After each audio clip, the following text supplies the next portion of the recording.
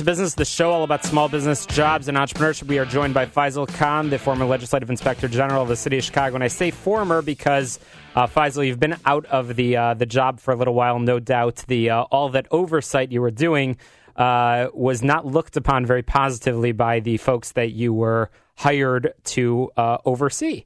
And now you are out of the office and you've launched a new initiative. You are part of a new initiative. Tell us a little bit about Project 6 and the work that you're doing. Thanks. So Project 6 is an organization. We're a nonprofit, and we're doing very similar work that we were doing before Shalom. We're investigating government corruption, and we're doing it based on complaints that come into our office from taxpayers and constituents, and we're investigating as much as we can and reporting it out to the public on a consistent basis so they exactly know what's going on with their elected officials. I think in Chicago there's a significant void here, as well as a lack of trust in our government to make sure that the right things are being done. And I think Project 6 has been able to fill that void. We've already done a number of investigations, including looking at campaign finance, looking at lobbyists working in government. We covered extensively the Cubs tickets that the aldermen were getting for free. So we've gone over a number of different things, and we continue to do that at this point. We can be found at thesecret6.com and also on Facebook, as well as through other social media. So now you're getting far less pushback than you were getting when you were in the official office. No doubt easier funding, because I know that there are people, folks like our listeners in the business community, that care and certainly should care about all these issues that are plaguing our government. And I'm curious about Project 6. Are you specifically focused on City of Chicago, or are you looking into government beyond other municipal government and the state of Illinois as well? We are. We're looking at the entire state of Illinois, Shalom, so we're not limited just to Chicago. We want to clean up the problems wherever they are and bring them to light and to the forefront so our voters and our residents of the city and state know exactly what's going on. You know, everyone deserves an honest government. I'm a taxpayer here, too. You're a taxpayer. Your listeners are taxpayers. We deserve to have an honest government, a transparent government, and we want to know how our money is being spent, used, or abused. And that's what we're trying to do, bring all of this information to light. And I think you mentioned small business, Shalom, and I know how important that is to you. Recently, we did two different studies about, first was the Uber issue, when Uber was a hot topic as to whether it was staying or going in Chicago, and we just did another study involving Airbnb, since that's become a hot topic here again. And we wanted to show our readers and our listeners exactly how much money is going to our elected officials and who they're fighting for when it comes to this particular issue. Well, let's talk about that most recent. A fair chance. Yeah, let's talk about that most recent research. The title is How $85,000 in Political Donations from the Hotel Lobby Could Be Influencing Airbnb Regulations. And that's, again, something that should concern everybody. Obviously, this is specifically a City of Chicago municipal issue, but I know that other forms of government are also taking on Airbnb issues. And I encourage our listeners to follow the donations, follow the money, because I think that tells a lot of stories. So let's talk specifically about the research that has been done by you and your colleagues. And I do want to talk about your colleagues as well, because I know that they are that now you have a team in place without the pushback. So $85,000, where's the money coming from, and how is that money influencing the ordinances and the regulations? Well, that's a great question. The $85,000 is primarily coming from the hotel industry, and it's going into the pockets of a number of aldermen. I think towards the top of the list is Michelle Smith of the 42nd Ward, who took in over $8,000. And so this is important for your listeners to know, because they need to know exactly why Michelle Smith is taking such an ardent position against Airbnb.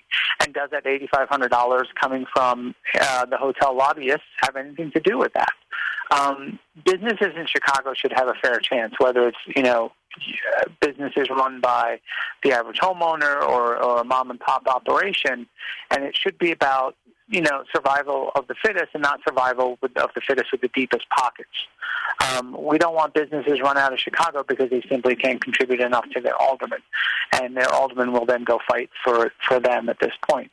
So that's what this study showed, exactly where the money was coming from and going where, because you all should have the right to know exactly why your alderman is taking a position that may be either support yours or contrary to your own position. And Faisel, your team is really doing the brunt of the work. That actually on that website, on thesecret6.com, the full detailed analysis of which aldermen have taken money from the hotel industry, and that's a very general term, but the hotel industry and the dollars, the specific dollar amounts, going as far as high of an amount as $22,500 for. That went to Alderman Brendan Riley in the 42nd Ward, and as low as $500 to Alderman Joe Moore in the 49th Ward. Those numbers are there, and I encourage our listeners, check to see about your local alderman and see if they're on the list.